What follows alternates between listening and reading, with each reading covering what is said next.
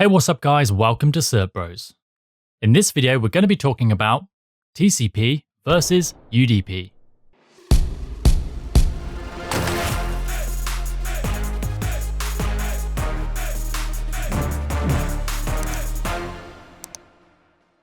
So let's look back through our TCP/IP model, which should hopefully look familiar to you by now. When sending data, we start at the top of the model and work our way down. We're going to ignore the application layer as it's largely out of our control and start at the transport layer. The two primary protocols at this layer are TCP and UDP. A network application has to choose how to send its data. That choice comes down to, do I want to send it reliably or do I want to send it unreliably? Both reliable and unreliable have their benefits and drawbacks.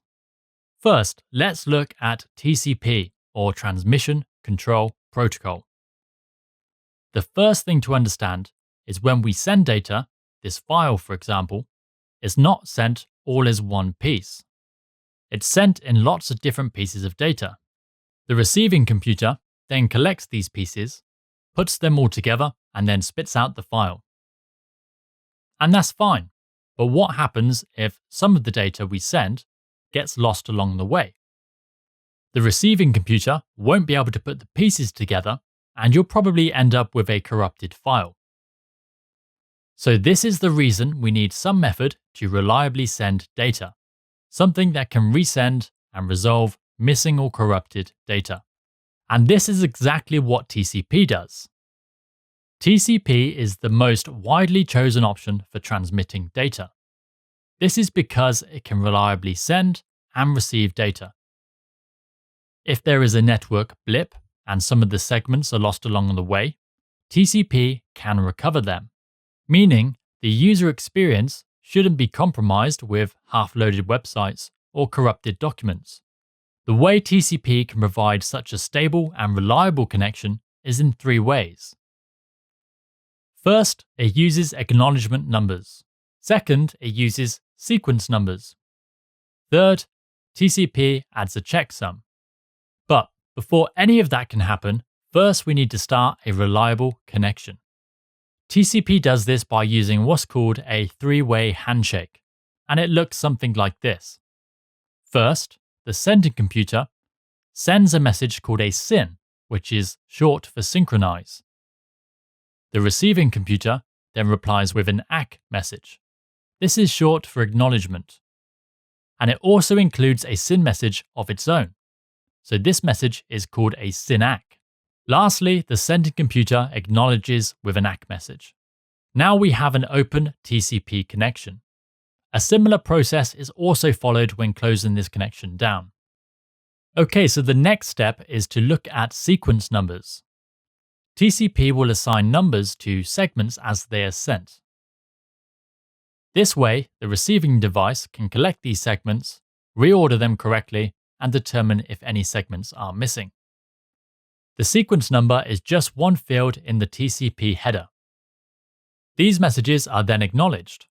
It's almost like saying, sending data, and the receiving computer says, got it.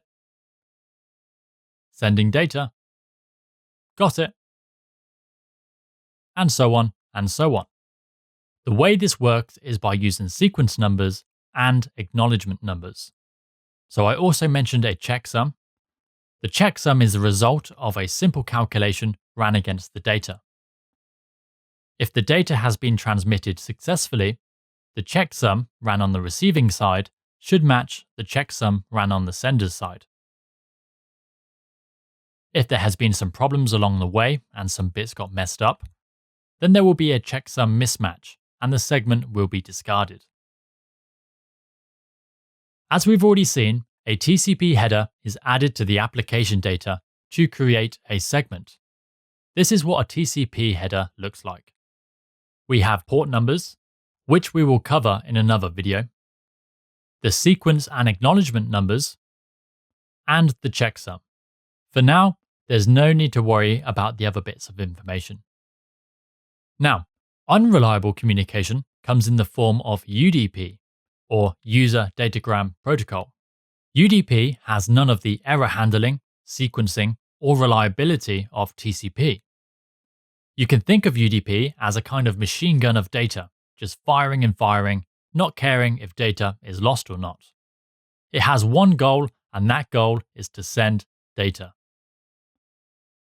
So why would we ever consider using UDP if it's so unreliable?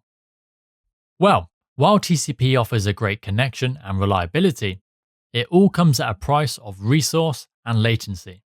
This is great for the most common tasks, such as web browsing, file transfers, etc., where we don't mind the latency issue in return for a stable connection.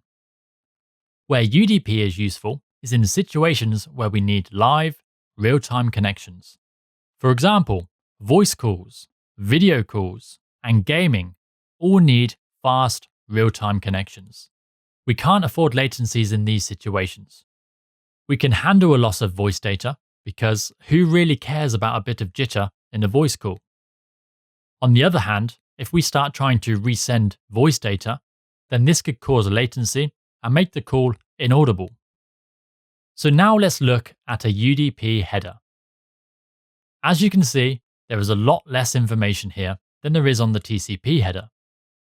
We only have the port numbers, the length of the data, and a checksum. The small header means less information, but it's lighter and is quicker. Perfect for real-time traffic. That's it for TCP and UDP, two ways to send data for two different purposes. This video is part of our full CCNA course, which can be found in the description, so please feel free to go and check that out. If you like this video, don't forget to give it a thumbs up, comment, and subscribe. Other than that, I hope this video helped, and thank you for watching.